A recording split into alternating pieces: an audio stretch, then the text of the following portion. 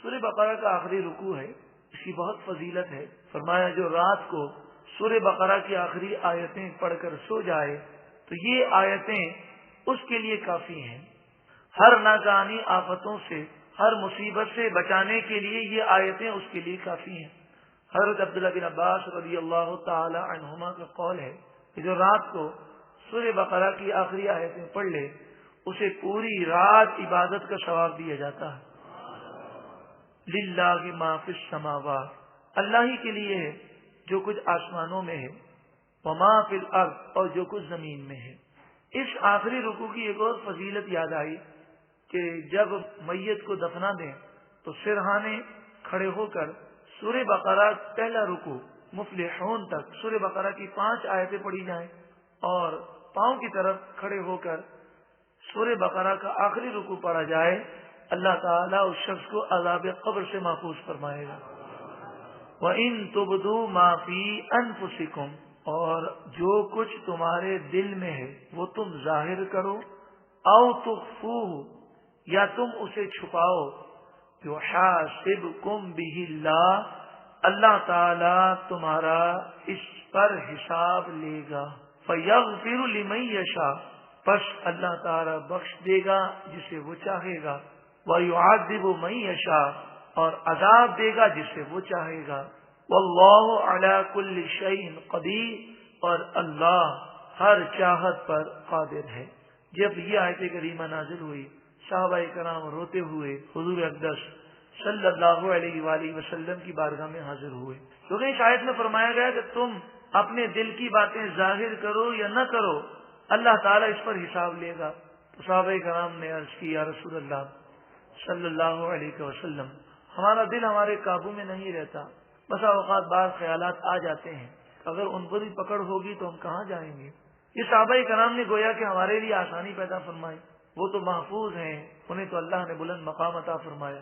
تو رسول اللہ صلی اللہ علیہ وآلہ وسلم نے فرمایا یہ نہ کہو، بلکہ تم اس آیت پر ایمان لاؤ اور کہو سمعنا و اطعنا، ہم نے سنا اور ہم نے فرما برداری کی۔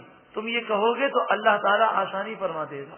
صحابہ کرام نے کہا سمعنا و اطعنا، اس پر یہ آیت کریمہ نازل ہوئی آمن الرسول بما انزل الیہ من ربہ، رسول ایمان رکھتے ہیں اس کلام پر جو ان کے رب کی طرف سے ان کی طرف نازل کیا گیا، والمؤمنون، اور تمام مومنین اس کلام پر ایمان رکھتے ہیں، کل آمن باللہ وملائکتہ، تمام ایمان لائے اللہ پر اور اس کے فرشتوں پر، وکتبہ، اور اس کی تمام کتابوں پر، ورسلہ، اور اس کے تمام رسولوں پر، یہ کہتے ہوئے ایمان لائے لا نفرق بین احد من رسلی، ہم ایمان لانے میں کسی رسول کے درمیان کوئی فرق نہیں کرتے، تمام پر ہم ایمان رکھتے ہیں۔ یہاں اس سے مراد ایمان لانے میں فرق نہیں کرتے، سب پر ایمان لاتے ہیں، ورنہ رسولوں کی فضیلت تیسرے پارے کے شروع میں بیان ہوئی، تلک الرسل فضلنا بعضهم علی بعض،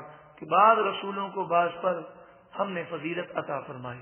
وقالو، اور وہ صحابہ کرام بولے سمعنا و اطعنا، اے پروردگار ہم نے تیرا کلام سنا اور ہم تیرے کلام کے فرما بردار ہیں، غفرانک ربنا، اے ہمارے رب ہمیں معاف کر دے، وإلیک المصیر، اور تیری ہی طرف پلٹ کر آنا ہے، آمین آمین آمین۔ جب صحابہ کرام نے عرض کی اللہ تعالیٰ نے آسانی فرمائی، لا یکلف اللہ نفسا الا وسعها، اللہ تعالیٰ کسی جان پر اس کی طاقت سے زیادہ بوجھ نہیں ڈالے گا۔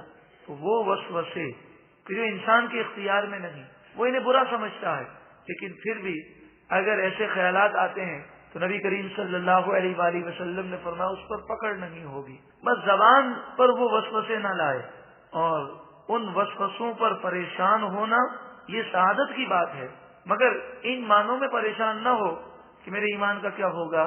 جب رسول اللہ صلی اللہ علیہ وآلہ وسلم نے فرمایا ایسے وسوسے جس پر دل پر قابو نہیں ہے اس پر پکڑ نہیں کی جائے گی۔ ہاں، انسان کو چاہیے کہ ایسی چیزوں سے بچے جو وسوسے پیدا کرتے ہیں، گندے مناظر گندا ذہن دیتے ہیں، اور گندی صحبت گندے عقائد پیدا کرتی ہے، تو ان تمام چیزوں سے بچنا چاہیے۔ لہا ما کسبت، کسی جان کے لیے فائدہ ہے جو اس نے کمایا، وعلیہا ما اکتسبت، اور کسی جان کے لیے نقصان وہی ہے جو اس نے کمایا، یعنی نقصان خود اس نے اپنا کیا اور نیکی کی تو اپنا بھلا کیا۔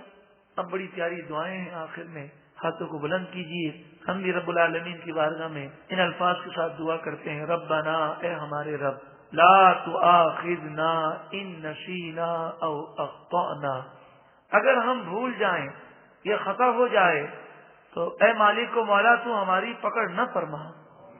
ربنا، اے ہمارے رب، ولا تحمل علینا اصرا کما حملته علی الذین من قبلنا، اے پروردگار جو بوجھ تو نے پچھلی امتوں پر ڈالا وہ بوجھ ہم پر نہ ڈال۔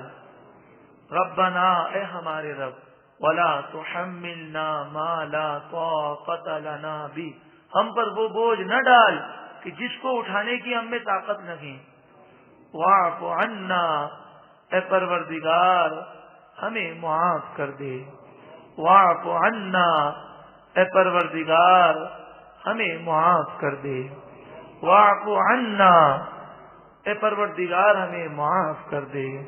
واعف عنا، اے پروردگار ہمیں معاف کر دے۔ واغفر لنا، اے پروردگار ہمیں بخش دے۔ واغفر لنا، اے پروردگار ہمیں بخش دے۔ واغفر لنا، اے پروردگار ہمیں بخش دے۔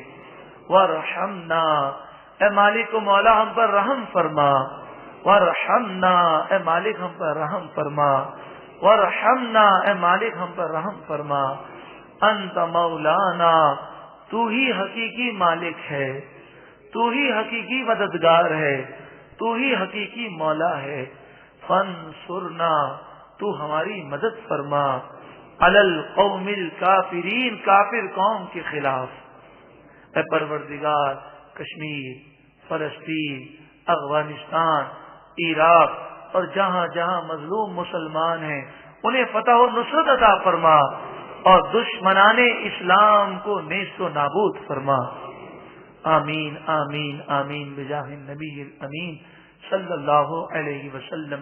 الحمدللہ سورہ بقرہ مکمل ہوئی۔